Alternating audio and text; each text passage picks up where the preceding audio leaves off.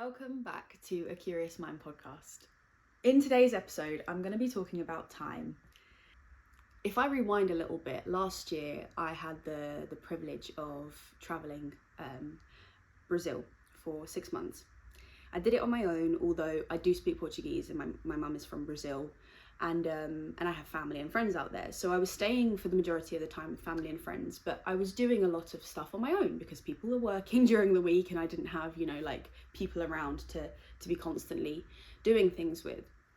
And that experience gave me so much time to not only prove to myself what I'm capable of and the things that I'm able to do on my own, and kind of like figure out and make work, in the moment. But it gave me time to think about and to sit with my feelings and to sit with myself. And I never actually took time to realize how much I need to be around green spaces. So I grew up in the UK, and one thing about living in a really rainy country is that we've got a lot of green spaces, and they're very green because, of course, they're well hydrated.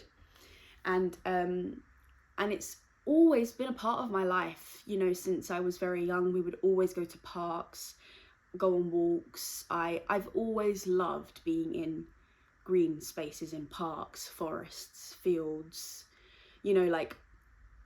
One of my favorite things to do is a festival in the field, and not just because of the music, but just because I'm in nature and I'm almost at one with the elements. Take that how you will, if you think that I sound like a hippie or not, but I just love being, I almost love removing the obstacles of everyday life and being kind of as close to as possible being a human. And so yesterday I was in London, which of course is a city. It's and is full of buildings and noise and cars and bicycles and people and just a lot is going on. And I love London. I adore that city so much. But I was there and I was like, you know what, it's a beautiful summer's day. I'm gonna go and find one of the beautiful parks that we've got in the city, in and around the city, and I'm just gonna sit there for a little while and just be. And as I was kind of walking to the park, I was walking through, the most iconic parts of London, past the Big Ben and Westminster Abbey and the Houses of Parliament, and then, just through the streets. And I came up to St. James's Park, and it's all of the architecture in London I absolutely adore. I think it is just so beautiful and classic. But the minute you get into a park and you see, and I do sound really biased, but London does it so well. They even have, they look after the birds and the wildlife that are within the parks. They make sure that they carry on cultivating and staying because it's important to the parks. And I just walked around St. James's Park and I was looking at all of the flowers and all of the different colours and all of the birds and the water and the greenery. And I feel like people are different in nature, you're in the middle of a city and it feels as though people just seem to slow down. They just take their time. There's no rush. They're just there. And you just feel like you're just a human again, And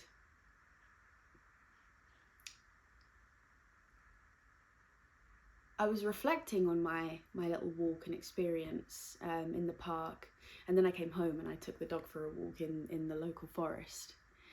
And I was like, I am so grateful that I have taken the opportunities that were given to me when I was given time to stop and actually just be and exist.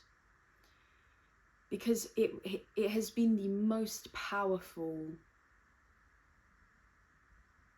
tool for me. I've been able to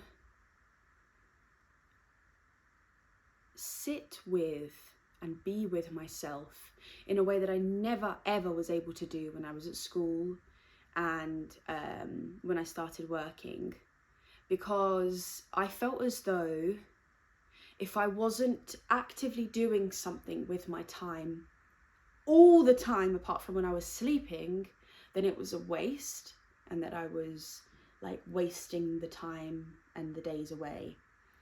And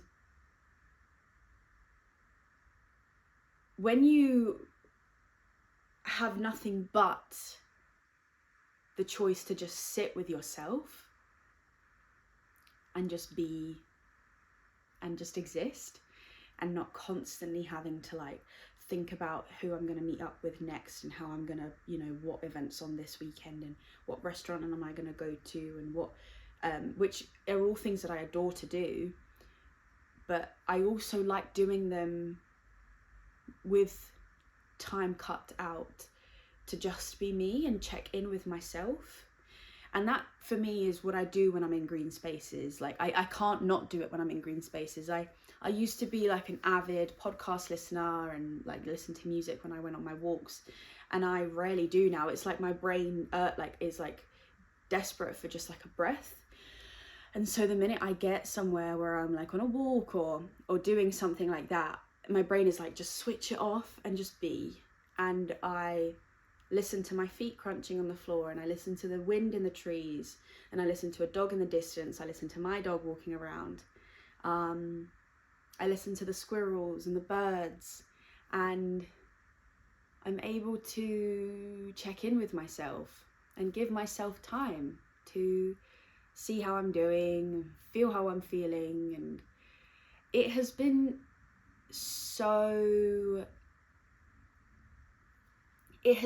like such a backwards lesson for me. It's been one of those things that I didn't really realize I was learning from until I kind of look back on it now, and I'm like, wow, that was the most important thing. That was like such a fundamental thing for my growth, was the fact that I was able to sit through the growing pains, sit through and feel the growing pains. And I read that part of the book last week on the Tuesdays with Maury book, and how he speaks about, you know, letting a feeling penetrate you and fully feel it and then detach yourself from it.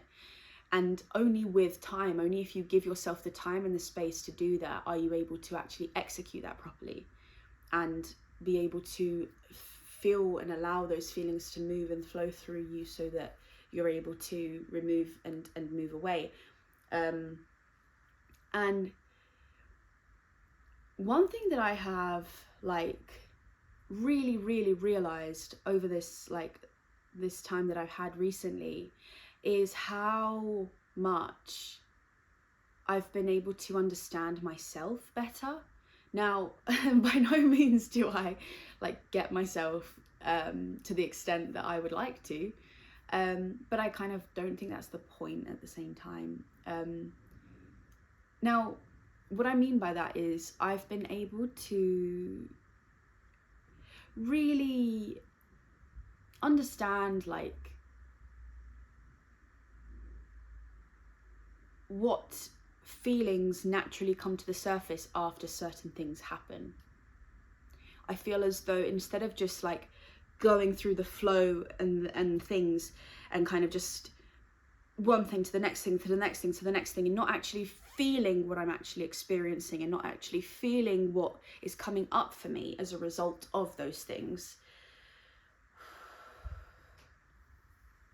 and having just like the breath, to having the space to reflect, I realized that like I'm in a place in my life where I have, first of all, never felt so aligned with my most authentic self up until this point. Like I'm sure I will be even more aligned as I go, as I carry on living. But up until this point in my life, I have never felt so like sure of my direction and my purpose and my voice and the person that I am. And it's because I've got that, like, the ability to just sit with myself. And also I feel as though I'm able to love myself in a much more efficient way now, because I know what it is that I need.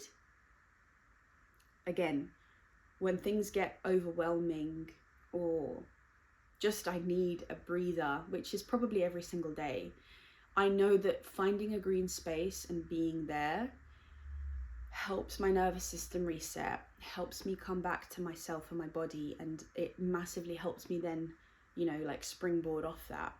And I know the kind of like the future career that I want to be going into, it requires a lot of mental strength, and I will get that from green spaces and nature and being in my body and not all in my mind. And so that's one of the things that I've learned. I've also learned that, like, I need to dance and express myself more and, like, use my body, like, feel things more, like hug people that I love, hold people that I love, touch things, dance, sing. I think that, like, again, coming out of my mind and more into my body does wonders for my mind, because it gives my mind time to just breathe and reset. And not reset, but just breathe and take a step back. And, like, when, like, you put a song on and you cannot not dance, when, like, it's like your body is like, you're like putting it in shackles if you don't allow yourself to just, like, express. Like, I go for those songs because it's almost like my mind, like, switches off, and it just I allow my body to just take over and do what it needs to do, because that's kind of what is needed in that moment. And time, oh my god, like, the amount of things you just learn over time, the amount of things you experience over time, the amount of things that make sense after time has passed. Yeah, it's unbelievable how I'm someone who, I love, like, the hustle and bustle of a city life, and, like, the endless choices of things to do, and the variety of people that you meet, and the noise and the chaos, and just, like, the buzz is buzzy. Like, I love it because it's just like an amalgamation of just such a variety of people and backgrounds and stories and music, and I love it. I really love it. But I cannot give that kind of lifestyle justice if I don't also go slow and, like, take my foot off the acceleration and just stand still for a little bit, and rest and reset, along with, like, sleeping. Like, sleep is not gonna cut it if you're living the type of lifestyle that I'm envisioning. Do you know what I mean? I just think that, like, you need to put your feet on grass. You need to touch a tree, hold it, hug it, put your hand on a tree and feel all of the, like, the feel every single part of the trunk, the dips and the drives and the more rough parts. And oh my god, one of my most favorite sounds is, like, the wind blowing through the leaves. I feel like I'm just so like tiny, like I'm just so insignificant, and it feels amazing.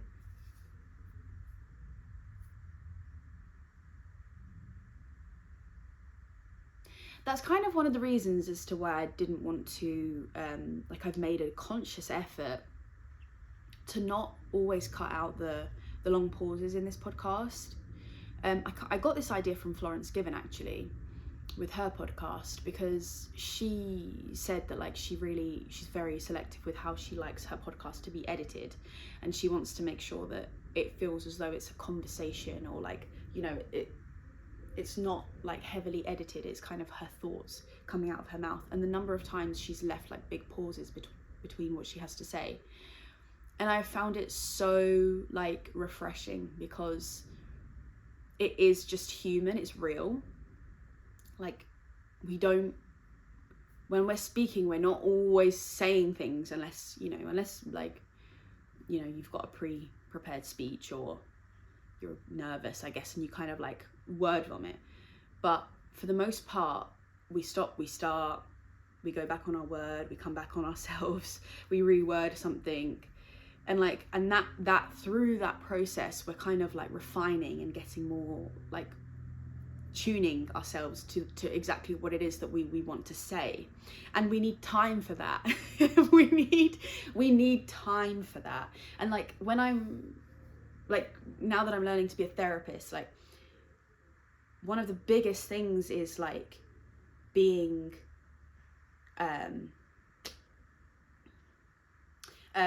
is active listening. And active listening, not only is it like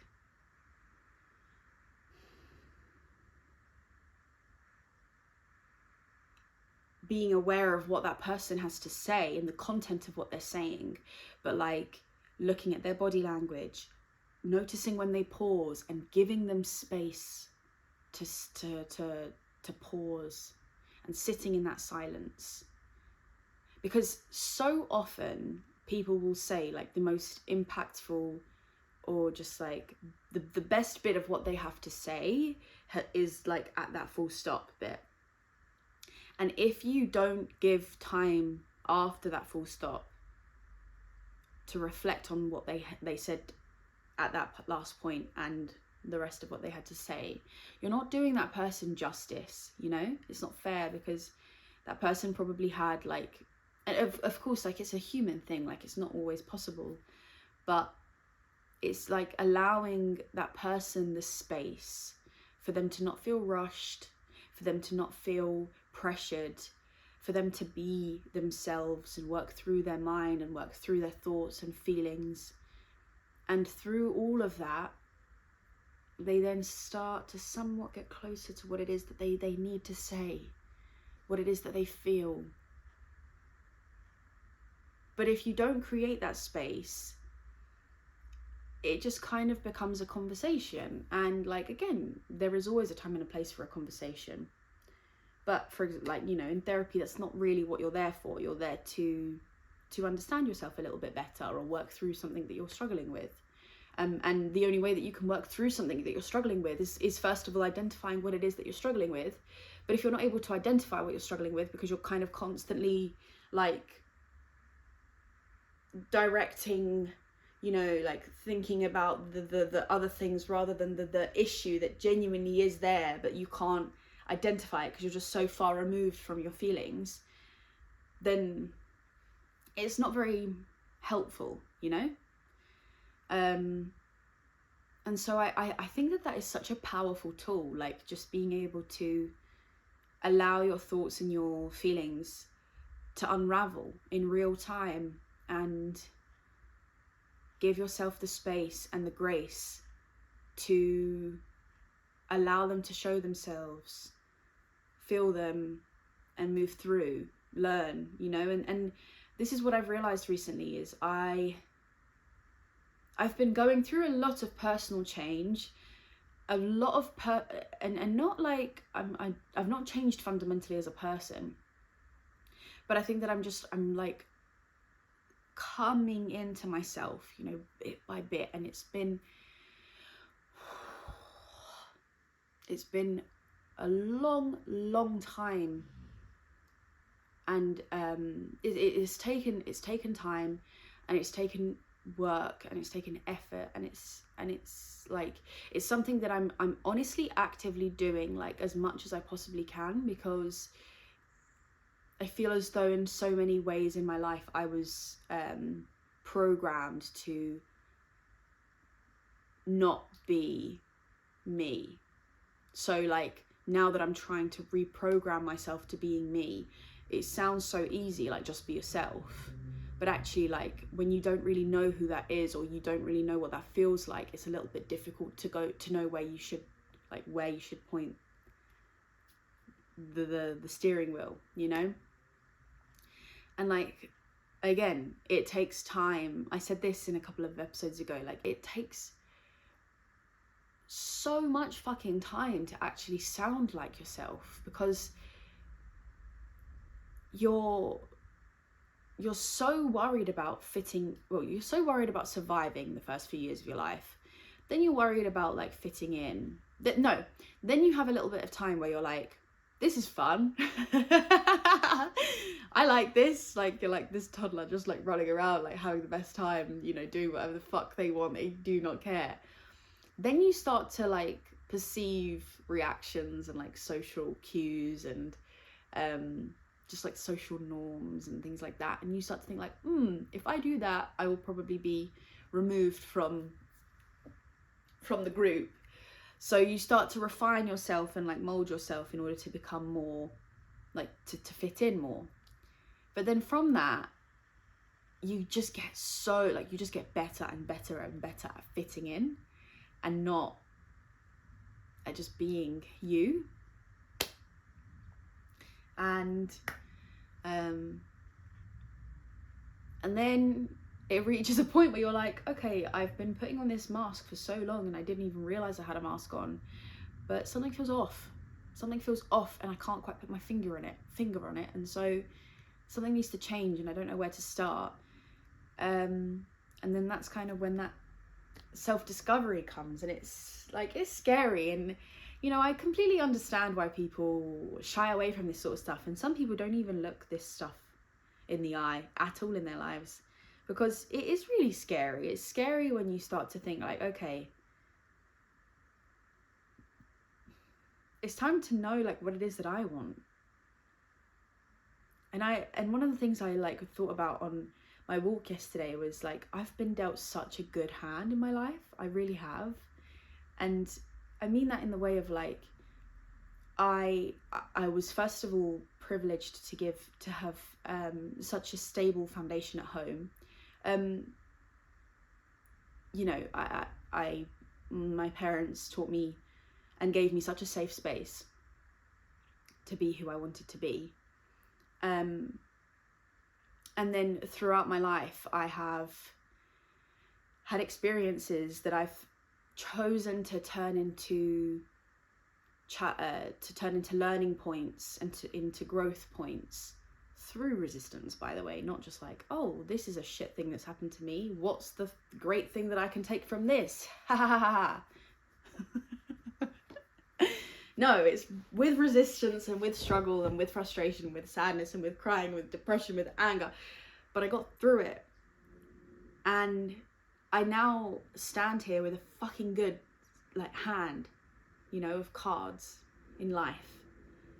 They're strong. I've got a strong hand. It could definitely be stronger, and it will carry on strengthening throughout my life. But where I stand right now, like, I have a fucking good hand. And I'm so grateful that is my reality. And it's because I have had the chance to reflect on that. I've made the point of like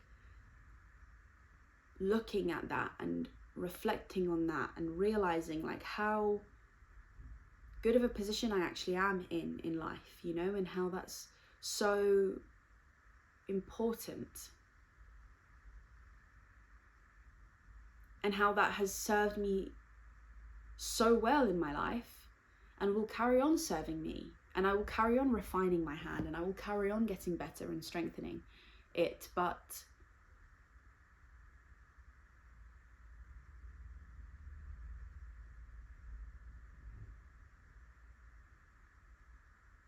I'm in a very good place because of time. Because of the time that has passed, the things I have experienced, the choices I've made and not made, and lessons I've learned as a result, the feelings I've felt, and the space I've given to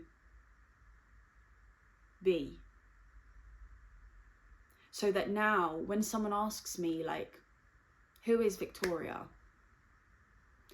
I have a slightly better answer than what I maybe would have answered a year ago, 2 years ago. I know myself, I know who I am.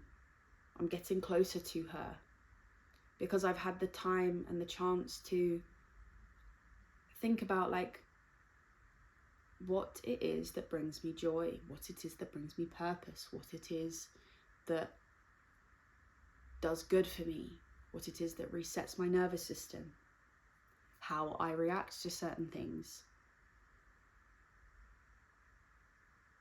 how I react without even realizing that that thing could even affect me. Oh my God, how many times you think, like, in your mind, you're like, oh, if that was to happen to me, I would be completely fine.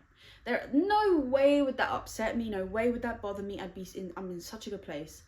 And then a thing happens and, like, you are a complete wreck. And you're like, oh, I thought I had that in the bag. I thought that I was, like, so fine with that. No, I'm not. Like, how many times has that happened? And it's so funny. James Sexton says this. He was like, he was talking about relationships, and he was like, we need to give each other more grace. He was like, I'm 52. He was a 52-year-old guy. He was like, I've been in therapy for 20 years, and I think I understand myself 70% of the time. He's like, and I'm in here. I do things that I don't understand why I do them, but I'm in here. So how the fuck am I supposed to understand somebody else 100% of the time? Why is it that in, like, modern day relationships, we expect somebody else to understand us 100% of the time when we don't even understand ourselves 70% of the time? And I was like, that is fucking genius, because it's so true. Like, how are we supposed to, you know, like, this is why we just need to be more gracious. I think we need to be more gracious because we don't get it. We don't know what's going on. We're figuring it out, and we need time to figure it out.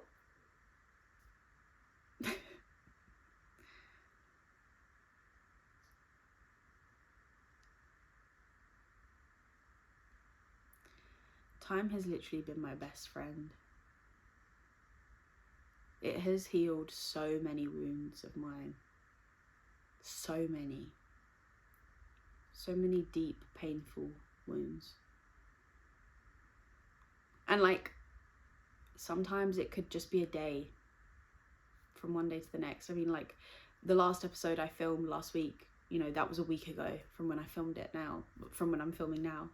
And, like, I was in a very different space. It's very visible. You know, like, it is. Sometimes it's just a matter of days. Sometimes it's a matter of hours. Sometimes it's a matter of months and years. But one thing that you can trust is time. Time will carry you through it. It really will.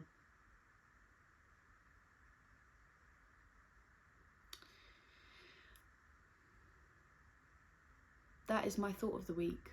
That is my point of curiosity that I have been reflecting on. Yeah. I hope you